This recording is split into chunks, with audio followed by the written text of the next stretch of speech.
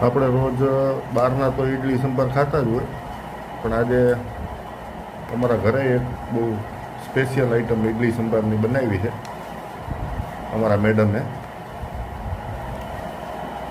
ખતરનાક વસ્તુ બની છે.